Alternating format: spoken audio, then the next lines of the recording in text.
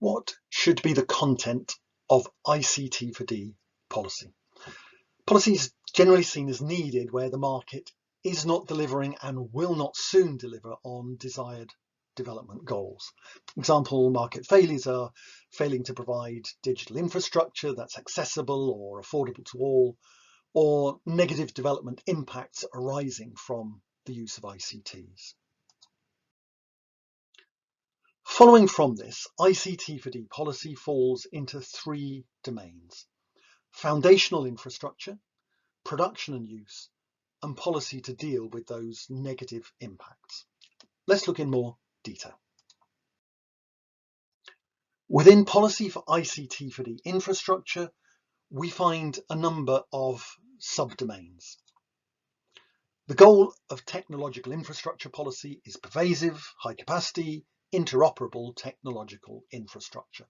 An example policy instrument would be direct investment by the state in broadband infrastructure. The goal of data infrastructure policy is pervasive, high quality, interoperable data infrastructure. An example policy instrument would be regulation on data privacy and security. The goal of human infrastructure policy is a pervasive, full spectrum set of ICT consumption and production capabilities.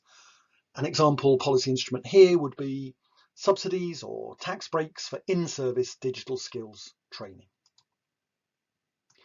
The goal of financial infrastructure policy is a high volume flow of financial ICT investment with long-term perspective.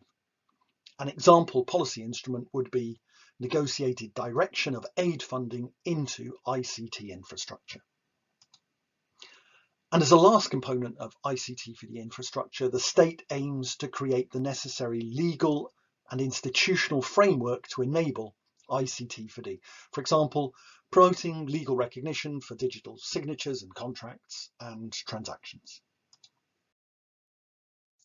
Within policy for ICT4D production and use, we find just two subdomains. The goal of ICT consumption policy is maximum delivery of development goals through use of ICTs. And so this covers promotion of ICT application across all development sectors: e-health, e-education, digital governance, agri-tech, and so on. ICT production policy aims to create the necessary structures and processes to support the ICT sector. An example instrument would be provision of business development services specifically for ICT sector enterprises, including incubators and clusters and hubs.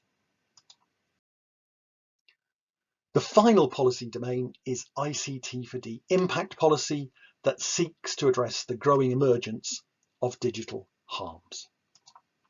Digital inclusion policy is there to ensure digital benefits for all.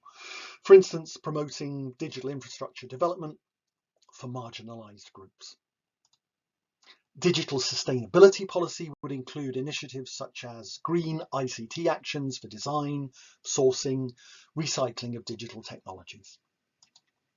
Cybercrime policy would include the formation of national cybercrime detection and resolution agencies and capabilities.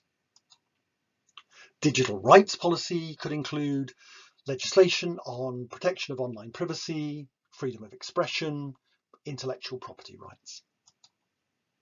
Digital monopolies can be countered, for example, through laws that seek to break up or in other ways regulate the activities of big tech firms that dominate particular markets. So put this all together and you have the map of ICT4D laws, policies, regulations, guidelines, and so on. If you'd like to know more, then take a look at the ICT4D textbook. And thank you for watching.